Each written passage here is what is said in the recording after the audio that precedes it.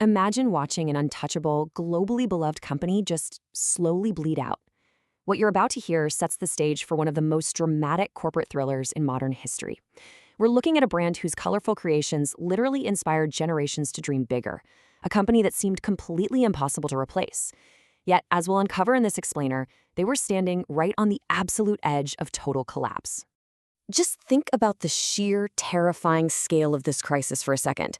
By 2003, the seemingly invincible toy titan was bleeding cash, losing a staggering $1 million every single day. I mean, they were fighting just to survive.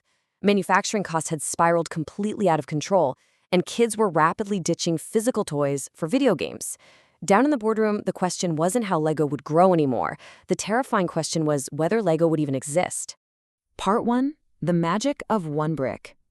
So to really understand this legendary fall, we have to step out of the shadows of that 2003 boardroom and travel all the way back to Denmark in 1932.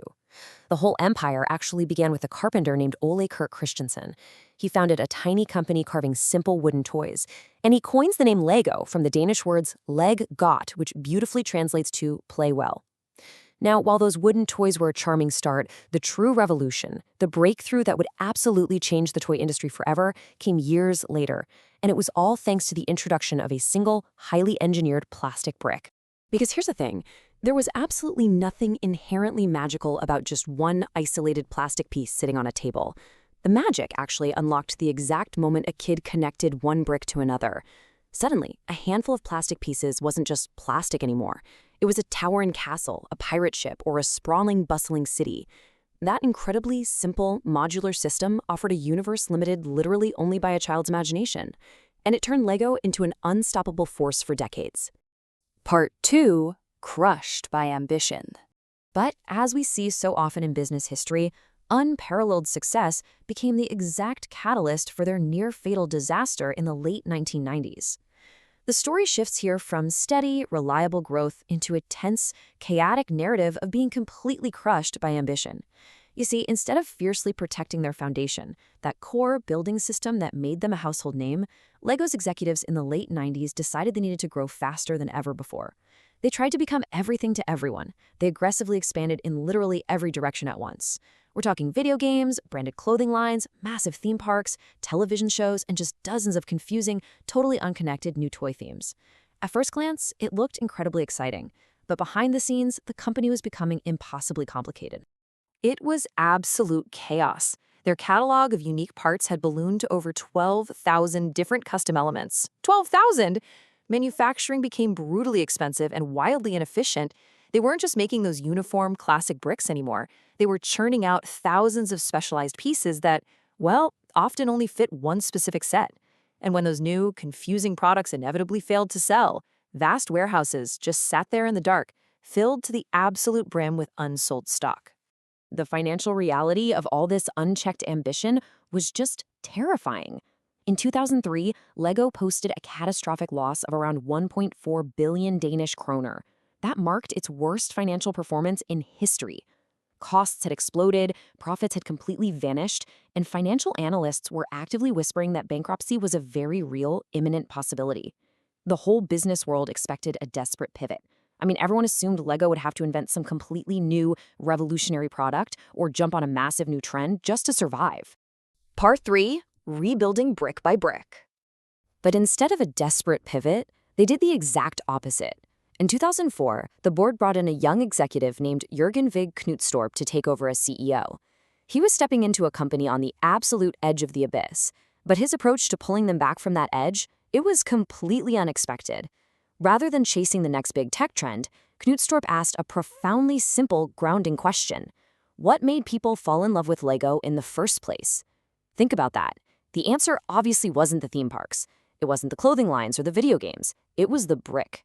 And this one single question shifted the entire company away from frantically chasing new identities, forcing them to rediscover their original one. So let's dive into the tactical blueprint that actually saved the company. It wasn't easy.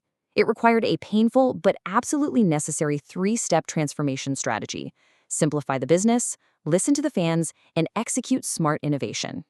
First off, they relentlessly cut the bloat. They discontinued hundreds of unnecessary products to completely refocus on the classic building sets that customers actually wanted. Second, they stopped arrogantly guessing what their fans wanted and, started actually talking to them. They collaborated closely with both children and highly dedicated adult Lego enthusiasts. And finally, when it came to digital experiences, they made sure any new technology was used strictly to support and enhance the tactile joy of the physical brick, rather than trying to replace it. This newfound discipline led right into a phase of smart innovation. LEGO began embracing massive, blockbuster partnerships, teaming up with mega franchises like Star Wars, Harry Potter, and later Marvel. But notice the key difference here compared to their chaotic 90s strategy. These weren't just random, disjointed ventures. These partnerships drove astronomical sales, sure, but they stayed entirely faithful to the core building experience. You were still building the Millennium Falcon or Hogwarts, clicking it together brick by brick. Part 4. The ultimate business lesson. The results of this disciplined refocus were frankly extraordinary. It transformed a company on life support into one of history's greatest turnarounds. Sales recovered and profits returned in a massive way. Today, this stunning reversal is studied in business schools all around the world. And the crucial point we can all learn from this is so simple. Innovation means strengthening your identity, not abandoning it. LEGO didn't save itself by inventing a completely new toy or pivoting to become a software company. It saved itself by remembering exactly why people loved the original brick in the first place and fiercely protecting that core magic. As we wrap up this explainer, I want to leave you with a thought to chew on. Are you constantly trying to reinvent yourself, chasing every new trend and shiny opportunity? Or is it maybe time to take a step back and rediscover the very foundation you built everything on? Because sometimes the biggest breakthrough doesn't come from moving in a million new directions. Sometimes it comes from protecting what makes you truly unique and building your future on that bedrock, one brick at a time.